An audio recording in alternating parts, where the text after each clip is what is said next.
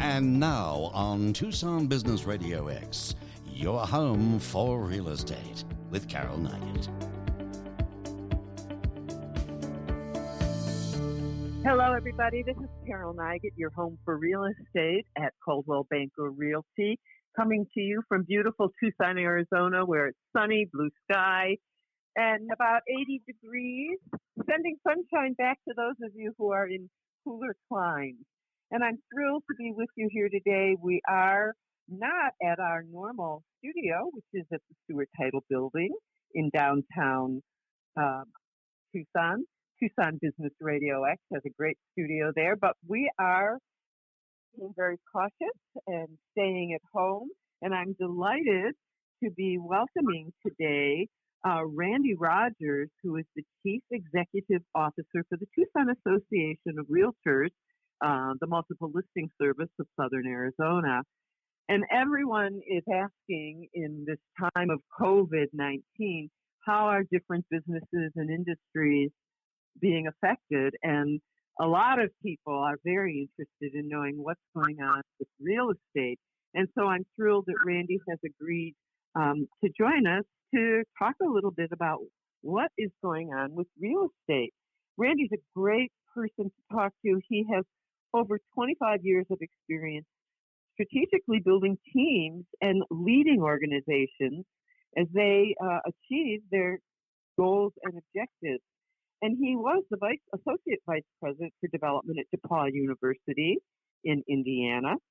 And he has been the CEO of the Tucson Association of Realtors, where I can tell you he is a very dedicated leader. And he works with the boards of directors of the Tucson Association of Realtors, the Multiple Listing Service of Southern Arizona, and the Tucson Realtors Charitable Foundation, as well as all of the community partners and the more than 5,100 real estate agents. So, and affiliates, correct, Randy? That's correct. Yeah, we don't want to leave our affiliates out. We appreciate them so much. So thank you so much for being willing to come on in this kind of hectic, uncertain time. Thanks, Carol. I'm really happy to be here. I really appreciate you doing this show, and I appreciate the opportunity to talk a little bit about what's happening in the real estate world. Well, so let's start right there. I know that there's a lot we can say, but I'm wondering, what is foremost on your mind that you would like our listeners to know about what is happening in the real estate market? Well, that of course is a very loaded question right now. The one thing that is probably first and foremost is that the housing market and what's happening to the economy right now is very different than what it was back in 2008. And I think it's very easy for all of us to quickly jump to thinking, wow, here we go, we're in another economic recession. And Right. Certainly parts of the economy are going to experience devastating loss, and it's very sad and of course what's happening. But from a housing perspective, it's not the same as it was. The housing sector is very strong. Yes, nobody is looking at houses right now. Nobody is. If you're wanting to sell your home, you're probably not wanting to put it on the market right now because you don't want people coming through your home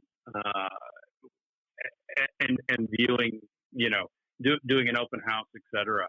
But as soon as we can get back to some sort of new normal, I think we're going to see all indications that I have been reading are that we're going to see a pretty quick rebound in housing. So that's exciting from that perspective. Well, and it's interesting because I've been doing quite a bit of reading myself, and I believe it was Barron's. I've actually seen this in a couple of different sources that other than the 2008, mid-2000 recession, real estate has really performed quite well during recessions because the recessions weren't generated by real estate. However, the one in 2008 really was driven by the problems with lending in the real estate market. So there are a lot of, as you said, a lot of very positive signs that we are going to come out of this pretty well.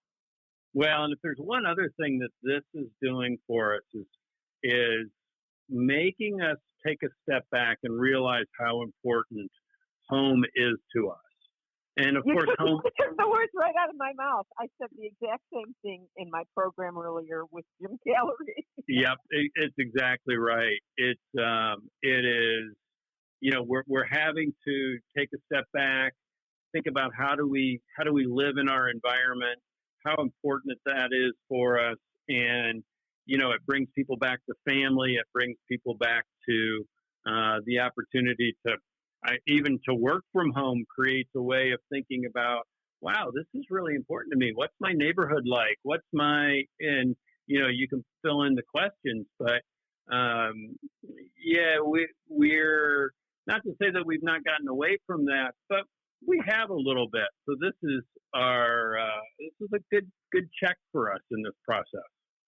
Well, yeah, and what I was reflecting on is that people are either finding out how much they value home, the idea of home, or they're realizing that they're really not so happy with the home that they have right now. They might want to do something about it as soon as our restrictions are lifted.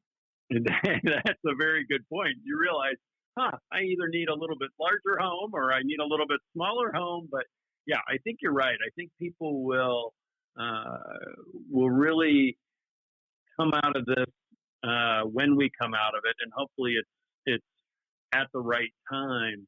But they will realize how important that is. So yeah, well, I look forward to that. I know one of the very humorous memes that I've seen on social media says, now that you're staying at home, are you realizing you really don't like all of your family members? Keep in mind that I'm a realtor and I can help you with it. That's right. Another one that I've seen that's been pretty funny is is this a home you'd be happy being quarantined in? Yeah. Yeah. Something like that too. I mean, again, those are terrible jokes in a very, very sad time in our world, but we have to have a little bit of laughter along the way. Well, I think we have to really look for the joy where we can find it, because there's a lot of tragedy for a lot of people right now. And I was saying earlier that I think if we can balance some of the tragedy with a little bit of levity, that's really good for our mental health. Very much so. Very much so. So I'm curious, what are you actually seeing in the Tucson market? I know that we are new into the month of April, we're only halfway through, but I'm just wondering what happened in terms of March. Did the market just drop off in mid-March? No, surprisingly, no. And I think but here's what we don't know. So the market through March has remained relatively strong, but a lot of those were homes that were already in process. And one of our gauges is how many homes have we seen that have been pulled off of the market on a listing. And the numbers were there, but they weren't nearly as dramatic as we had anticipated. Sales were still happening. But again, a lot of those were homes that were either buyers or sellers that were already in process. And the market has been so strong for so long that, if you were trying to sell your home prior to COVID and you were at all in process, it was still going to happen because you could. Now, right. where we're seeing some decrease, and I think we'll start to see this a little bit in April, is we're monitoring the inventory numbers, because again, if you're a seller, even though the market is good, even though mortgage rates are incredibly low, at the lowest they've probably ever been, I'm not sure I want to put my home on the market just yet. And so I think we'll start to see a little bit of a lag over the next 30 to 60 days, but time will tell. We're monitoring that. And we obviously, like everything else, don't have any benchmark for this or anything we can look at and go, this is how it's going to trend. Mm-hmm. Well, my own personal experience, Randy, it does correlate with what you're saying about closed sales. I mean, I closed 2 houses last week. I had another sale. Actually, my personal house sold. and I had two other closings last week. I have a closing next week, and I have a closing in a couple weeks after that. And those were all deals that were in escrow before the restrictions are put into place. But I've actually just listed 3 homes, and because I do relocations, I just 10 minutes ago, before I got on this call, got another relocation referral. I picked up a relocation referral yesterday, and I find that very encouraging because that's telling me that the major businesses in the Tucson area that we are so excited and proud because they've relocated here, that they're still very much doing business as if COVID didn't exist. Not to say that they aren't being very cautious and doing stay at home, but they haven't shut their business down. They're still moving their employees where they need them in order to continue to do business. So I think it's been, and from what I'm hearing, and I'm curious how your statistics have reflected it, I'm hearing from other realtors and that it's either feast or famine. As I said, I've been actually quite busy, and then there are other agents who are really pretty frightened right now because they're not having any business. Is that something that you're seeing in the statistics? Well, again, as we get a little further into April, we'll see more of that. But yes, I've heard some of the same stories from folks that they are, they've got 3 or 4 homes in escrow, and people are still moving, business is still happening. We're lucky here in Tucson because we spent a number of years obviously building this community and the growth, and it's what will keep Tucson going as we come out of this. And you're exactly right. The businesses will continue. The small businesses, as we know, are going to struggle, but there's such a love for what's happened in Tucson that I think we're going to support those. This is what we have been seeing and,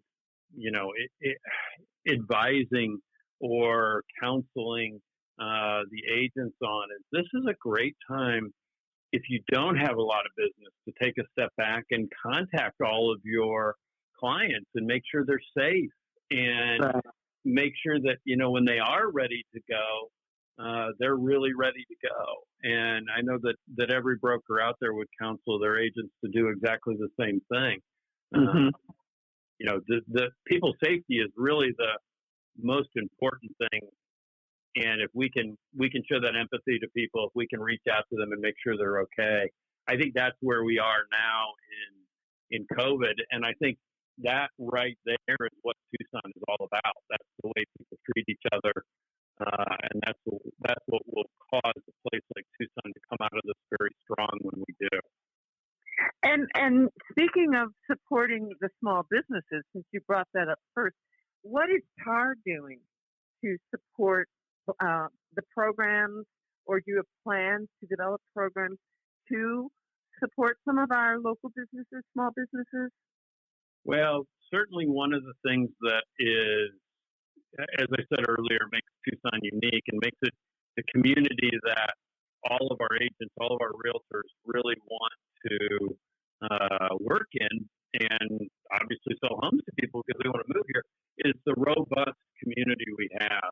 And so one of the things that we've done, the association as well as the MLS, as well led by our Tucson Realtors Charitable Foundation, along with support from several others, but Long Cares Foundation and Tierra Antigua Hope Foundation, we combined resources and supported the community food bank with over $45,000. And that, if you're familiar at all with the food bank, that is multiplied tenfold because of their buying ability. So they do such great work here in town. I know that there are a couple homeless shelters that a couple of our agents are working with, and we've seen several just reach out to support needs in the area. We are starting another project where we're trying to, it's small, but it is buying gift cards from local businesses and turning around and having some giveaways. And and I think it does two things. It says we value the local businesses that are here, and for any agents that might be struggling, in some way, it's a great benefit for them. So we really care about both our agents, our realtors, as well as the local community. Well, I know that's the new initiative, and I believe we just got an email about that today about the gift card giveaway. And I know that the Downtown Tucson Partnership has had a very successful campaign. I've actually participated in that. They have had 2 rounds already of selling gift cards to downtown businesses. The second round sold out in, I think, less than an hour. And now they're planning a third round. So I think it's wonderful to see that is so much the spirit of Tucson. And I think it's terrific what the association has done for the food bank. And I love that you're doing the gift cards. Personally, I'm not going to participate because number one, I want to be a contributor. Thank you.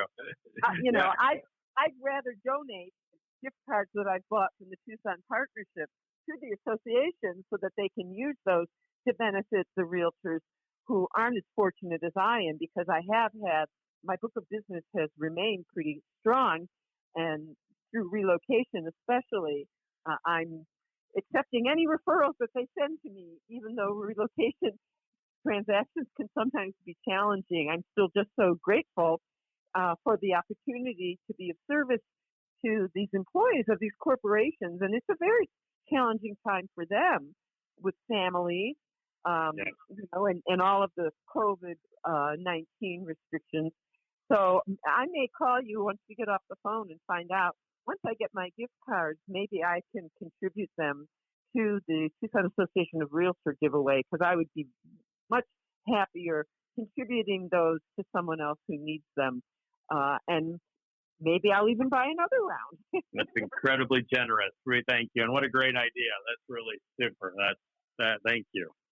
Well, I spoke earlier with Jim Callery, the branch manager of the Coldwell Banker Realty office down in Green Valley. And one of the things that we were discussing is he has some brand new agents that just started like the week before this whole restriction came down. And, my heart goes out to them because they're just sort of trying to find their way. And I know from when I was a brand new realtor, it's not a very easy profession to get into. It takes quite a bit of gumption and determination. And those are the kind of people who I think could use a little help right now. Yeah, very much so. Very much so. And and one of the things, it's such a rewarding career when a person gets started in it. It is hard, but once they build their base, and I know you can speak directly to this, when you turn over the keys to a home to a new homeowner, I mean, there's probably no greater feeling than that, especially if they're a first-time homeowner along the way, or they've relocated their family. That's just such a wonderful thing for any realtor to do.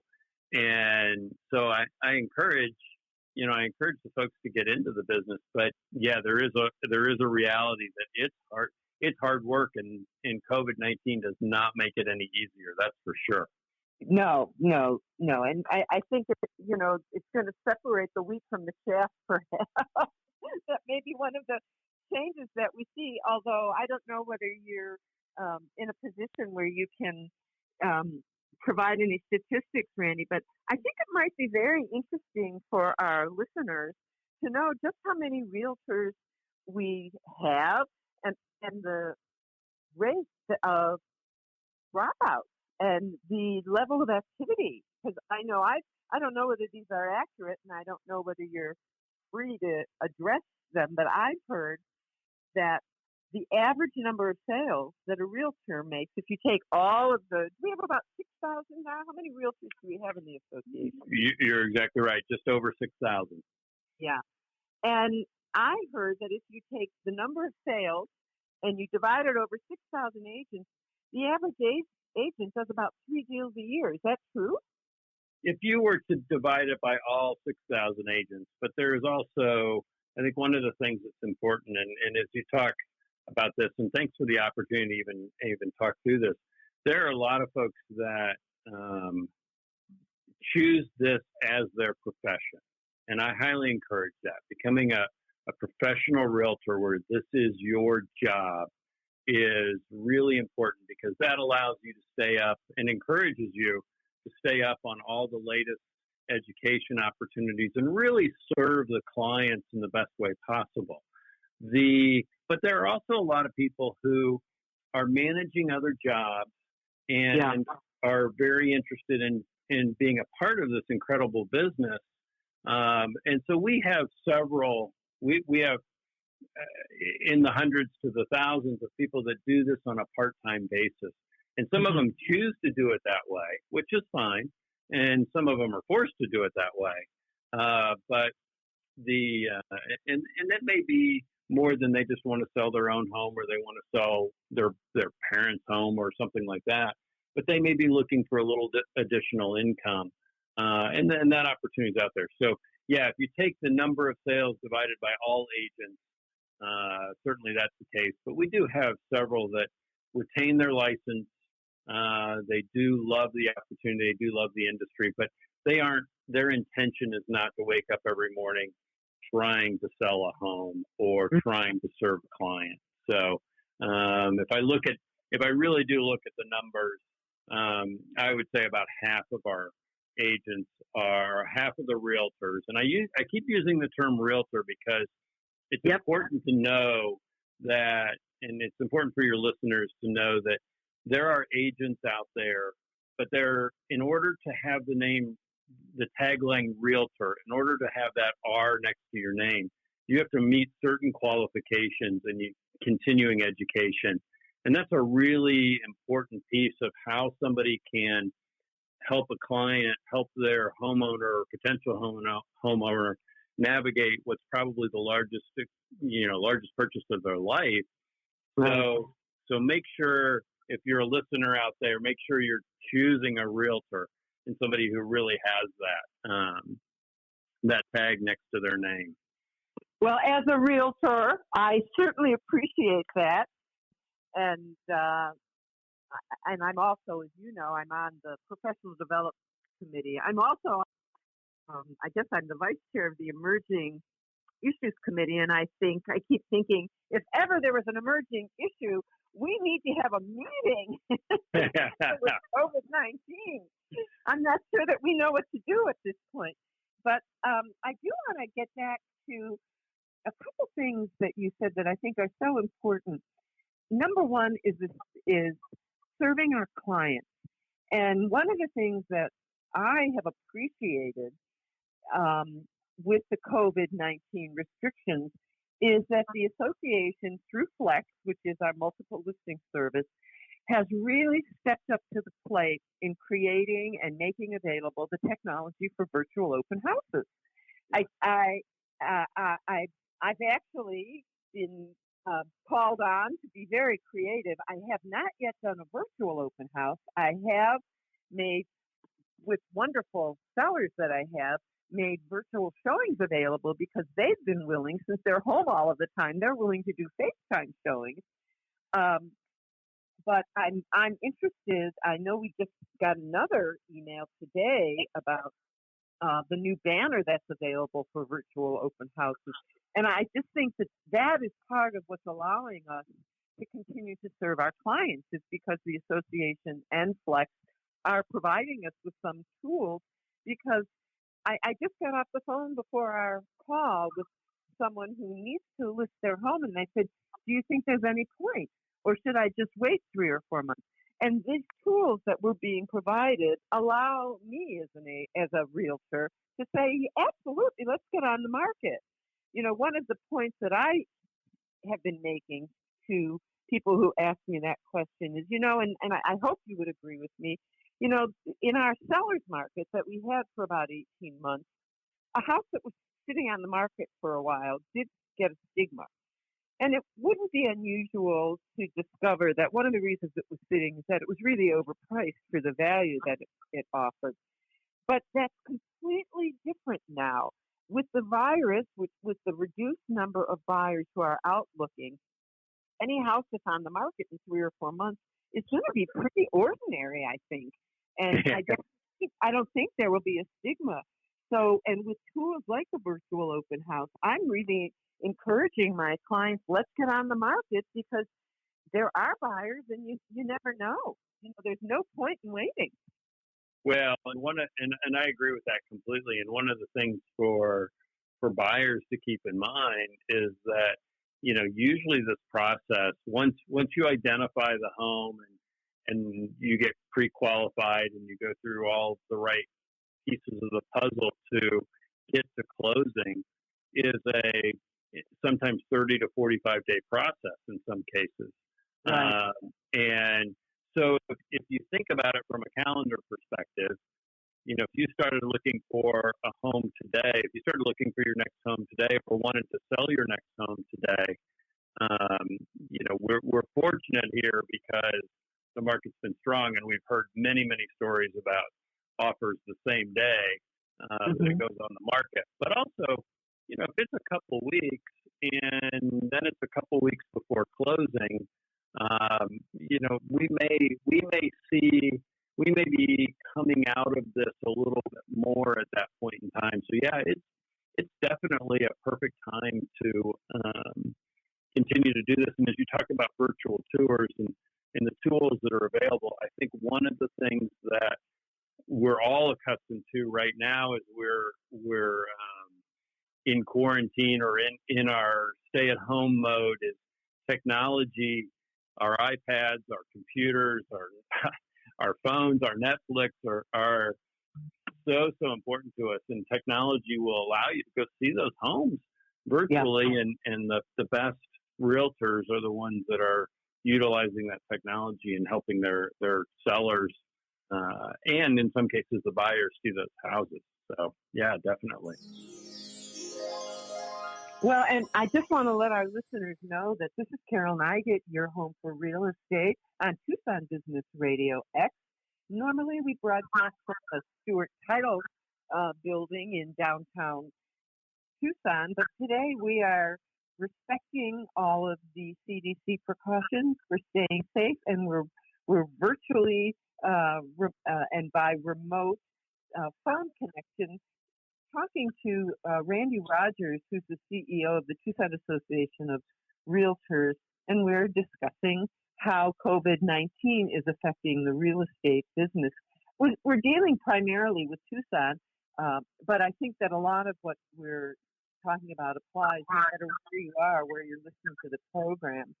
And, Randy, I think, as I said, I spoke earlier with Jim Callery, and one of the things that we were discussing was how this is an opportunity for developing relationships with our clients. And I want to just share with you the experience that I'm having, because it really validates your point about reaching out.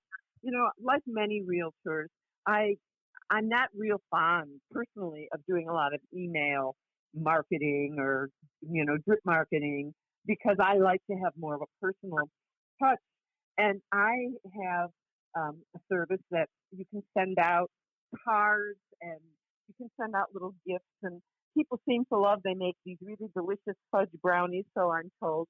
And so about 2 weeks ago, when this happened, I sent about 40 of these out to some of my clients, and I send these out on anniversaries, and I send these out occasionally, and sometimes I never know that they've gotten them, and that's fine.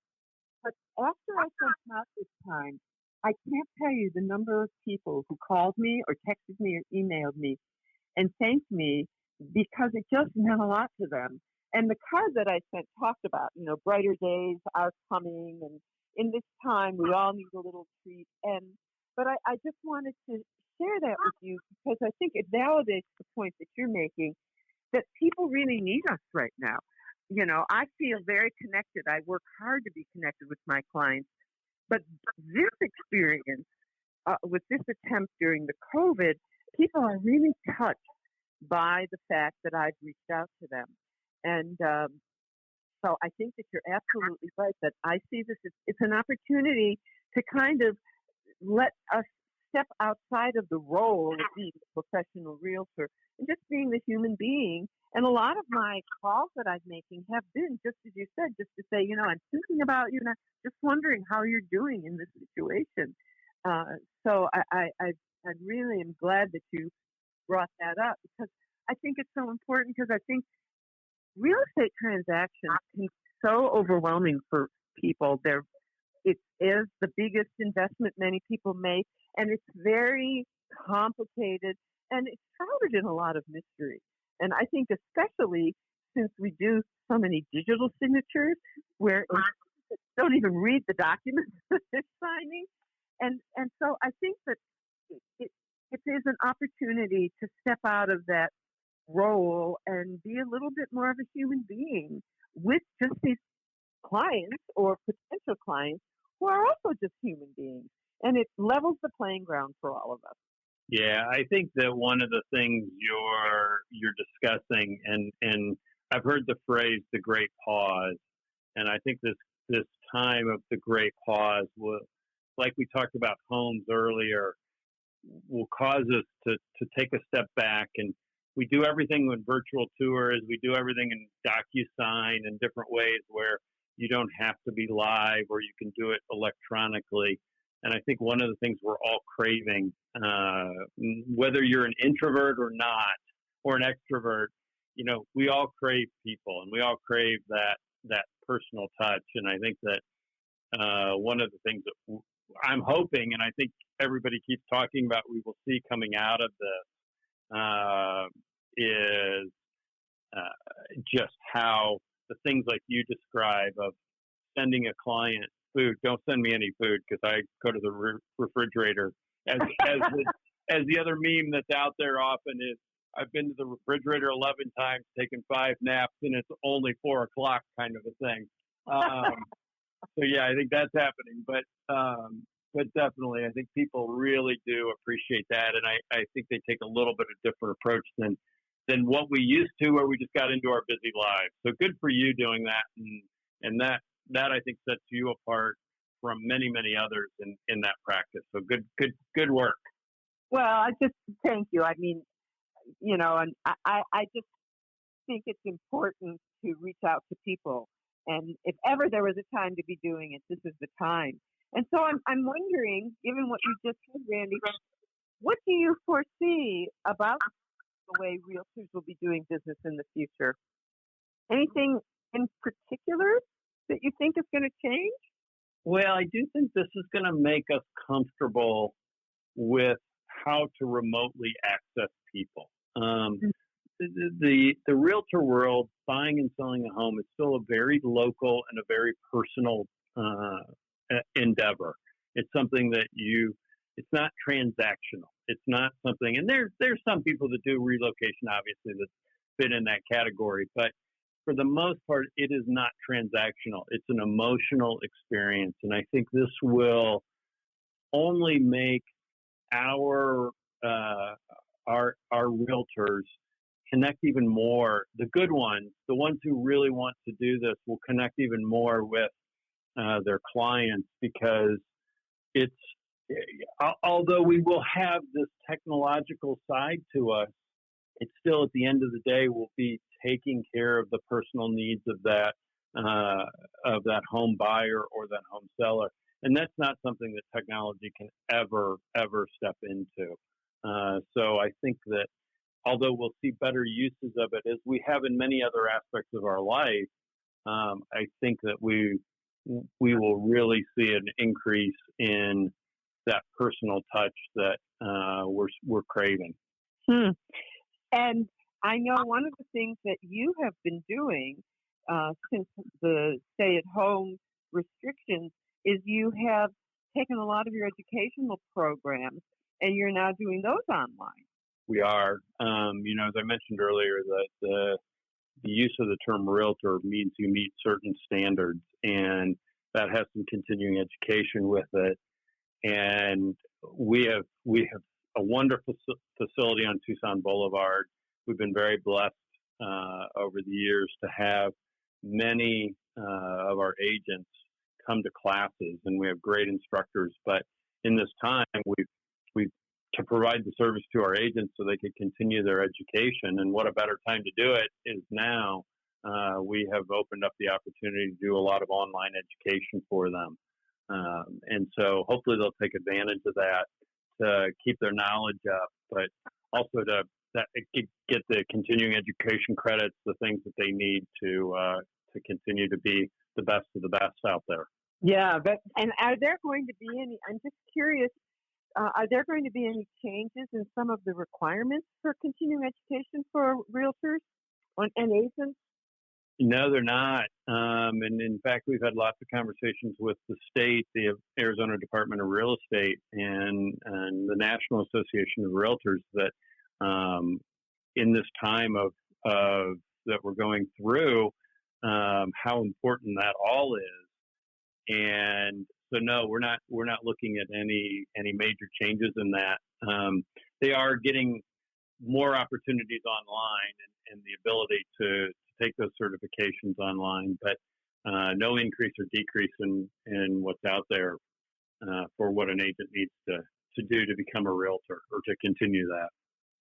Well, I think that's really good for the public to know that there's not going to be a compromising of standards just because of the extraordinary circumstances that we find ourselves in. It's not an excuse. Not at all. And I oftentimes make a terrible analogy, but it's an analogy nonetheless, that if you were going into your dentist office and we were in a time of COVID, you wouldn't want a dentist that wasn't qualified or a lesser dentist just because we've had that time. So you shouldn't look to your realtor to be any less educated about how to make the biggest purchase of your life. Yeah. Well, that's good to know. That's good to know. And so I'm just curious, are you beginning to formulate contingency plans? I know there's a lot of talk in the media, and I don't know how legitimate it is, but there is a lot of talk right now about attempting to reopen businesses. And I'm wondering if the association or the MLS, if anybody has started making contingency plans or recommendations for getting the business started up again, opened up again. So one of the things that the National Association of Realtors, the Arizona Realtors, and even our local Tucson Association of Realtors is really strong at is advocating for the rights of business. And we were very fortunate that real estate was deemed an essential business through this process. And so we have found that I have several of my employees that are working from home, but we haven't missed a beat. We are providing the help to our agents. In fact, I think in some cases we've even seen an uptick in that because we can be more focused, and we know that the need is out there. So we'll follow along suit with the mayor of Tucson and Oro Valley and Marana and the local entities as to how we slowly open up. I do think that we will see a pretty slow opening to large classes or large gatherings in our facility, as we will with everything across the nation and the state and the city. So, but hopefully none of our realtors have experienced a decrease in the services we've provided, and hopefully it's just the opposite, that they maybe even seen more. Yeah, well, I think I can speak for myself. I think we've had more communication. I think there've been many more emails than we're used to, which I think has been great, because if you can keep up with them all, it does keep you informed about everything that the association is doing to help us as professionals, which only translates into being able to help our clients. Agreed. Yeah, I think that, and thank you. I think we're trying to do everything we can to make sure that the agents have access to whatever it is they need anywhere across the board to be ready to go. Well, and I'm wondering, Randy, I know that your primary responsibility is to the professionals who work in real estate, but I'm wondering if there's anything in particular that you would like the public to know. I mentioned it a little bit earlier, and I guess I I would say a couple things. One, we talked earlier about the use of a realtor, and I can't emphasize that enough, that choosing a realtor, choosing somebody with the R behind their name is really critical. You'll also get certifications that our realtors do, and that provides even additional expertise in various areas. And it might be something as simple as resort and second homes, which sounds funny, but that means that they've got a better expertise and know what their clients are looking for in that area. Or they might be certified residential specialists, or there's many, many different things out there that provide that expertise. But, as a listener, definitely choose a realtor. The other thing that I would say is that, it goes back to where we kind of started the conversation, and that the economy right now is really struggling. Obviously, that's not something that you can't turn on any news station or get a feed from and see, but sad time for many. But the real estate market will probably come out of this really strong. And then the last thing that I would say, and we echo this every time we turn around, is be safe. There's no transaction, there's no video tour, there's no any part of that is worth somebody's safety. And this is a particularly scary time. However, I think we're optimistic because I think we've got the right. We're getting to the point where the cities have made the right controls. We're going to come out of this.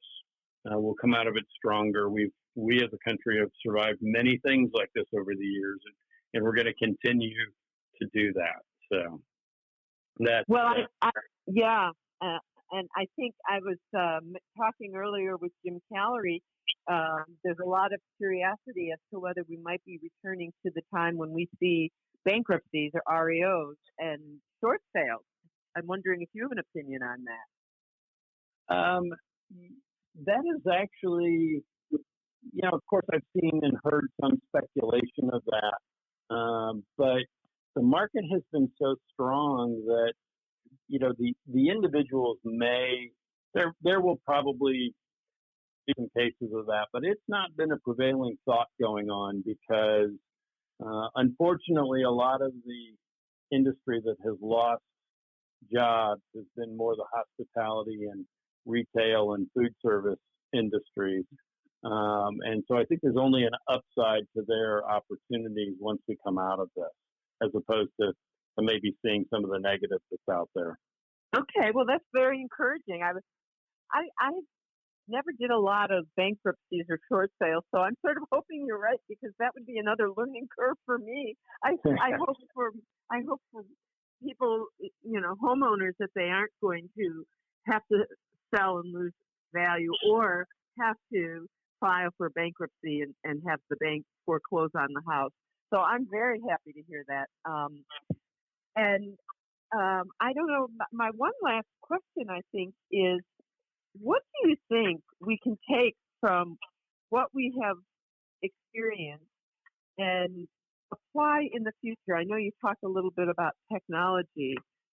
I'm wondering, for example, I know that right now I'm wearing a mask and I wear gloves that I change quite frequently. And even when I come back in my own home, or I wash the gloves that I've been wearing for 20 seconds and let them dry. And at listings that I have, I've been leaving out alcohol swabs outside the front door and asking people to utilize the swabs and not to touch. And I'm just wondering if you see any best practices coming out of this time that might continue into the future. That's a great question. I think I don't know that it's realistic. This is a crystal ball question in a lot of ways, and I don't know that it's realistic that we'll always have alcohol wipes and rubber gloves with us all the time. But I do think that it will make us pause and think about, how do we do business in the best way? I think, we've talked about the virtual. I think that will be certainly an ongoing part of this. But I think people are people that I like to hug. You've seen this. I've given you a hug before when you come into Right. our offices, and I think that's a really hard practice for people to break. Yeah. Because we care. That's what we do as humans. And so I think the most important thing is that we're all careful not to relax those standards so quickly to get back to a scary time where we have a resurgence of this. So if there's anything that comes out of it, it's probably that it will cause us all to take a quick stop and go, oh, wait a minute, maybe I shouldn't hug this person, even though I want to. And I think the same goes for our homes. Maybe we will make sure that we've just got some disinfectant wipes. When you walk through, if you touch anything, wipe them down, and that's not a bad practice. That's not a bad practice because that helps against the common flu. So those are not bad practices, no matter what we do. Do you think the days of driving clients around are over? Not at all. Not at all. It's still a very personal business. They may be in their own car, and you may be in a car, but and hopefully from an environmental perspective, we're conscious of that. But no, this is still a time. The best realtors out there connect directly with their clients, and the way to do that is to be face to face with them or 6 feet apart from them. But to really know what is going to make them love this home, because ultimately that's what every realtor is trying to do. So I don't see that going away. It may change a little, and it may change a little for a while, but I don't see that going away. And so I just want to summarize. So we are seeing, I was reading an article, Fannie Mae, I don't know if you had a chance to see this because it just came out this morning. They gave their April projection for the rest of the year. And I found it very interesting because they are projecting a decline in overall sales. And of course, this applies nationally. They're projecting a 15% decline in sales. However, they are anticipating an increase in value of homes. That the median price for an existing home is going to rise to $275,000 in 2020 from $272,000 last year. So I just think I think Tucson is a great example of this. That whereas the market may have slowed down a little bit in terms of the amount of activity, the value in our homes remains very high because we continue to have a very low inventory, and so demand is exceeding supply at this point. Would you? Yeah, and I think that's a real key. Unfortunately, there's some news out of the home builders that they've slowed a little bit. Yes. The request for home building is obviously slowed. But I think once we start to come out of this, we'll see an uptick. And markets around the country that have experienced growth over the last number of years, and you see that in places like Dallas or Austin that are tremendous markets. But boy, their growth has been off the charts. We've not experienced the same thing here in Tucson. We've had a pretty limited inventory for a number of years, so we won't see that same. Well, let me say it this way: our values will continue to hold and even increase because of that limited inventory. So we're pretty lucky here. Yeah, and in fact, I should have said this, but that prediction from Fannie Mae was resale. It wasn't new construction, because I know that the new home construction has been affected, and I actually am in the process of building a new home, and I know that one of the ways it's been slowed down is really because they're practicing safety, and they are not allowing more than one trade group to work on a house, and they're restricting the number of people from that particular trade, which I'd rather wait a little longer to get a house and know that everybody working on it was safe. And I think most everybody would agree with that. I would agree with that completely. And we see it in places like Habitat for Humanity as well, where, they're used to having 30, 40, sometimes 50 people on a work site, depending on, where that is. And, the sad part about that is that what an incredible cause. And to not be able to do that will be hard. And they're having to rethink their business. But it's the same as you described with your own personal residence, is that, one of the trades will come in, it'll be the day for plumbers and it'll be the day for the electricians, and they won't necessarily be overlapping in the same way that maybe they've done in the past. But safety, back to your point, safety is paramount to everything. Right. Well, Randy, I can't thank you enough I know you're very, very busy. You might be at home, but I know you're still very busy. And I can't thank you enough for joining me today to give your perspective on this very extraordinary circumstance we find ourselves in. And I'm just wondering if anybody would want to get in touch with you. Is there any contact information you'd like to share with our listeners? Yeah, best way to reach me is always by email, and that's at randy@tucsonrealtors.org. randy@tucsonrealtors.org. Pretty easy to remember. So, yeah, welcome any questions from any of the listeners or any of the realtors that are out there. Well, thank you again, Randy. And this is Carol Neiget, your home for real estate on Tucson Business Radio X. Thanking you all for listening, hoping that this has been informational. And if you have any questions and you'd like to follow up with me, I can be reached at 520-448-6033, or you can contact me through the Tucson Business Radio X website. And if you have any suggestions or there are topics you'd like to see discussed, feel free to let me know. And also, if you have any comments about this or any of the other programs. So thank you so much for listening, and thank you to Randy, and thank you, Mark Bishop, for making this possible. And I wish everybody health and safety, and I look forward to connecting with you again next month. We hope you enjoyed Your Home for Real Estate with Carol Neiget on Tucson Business Radio X.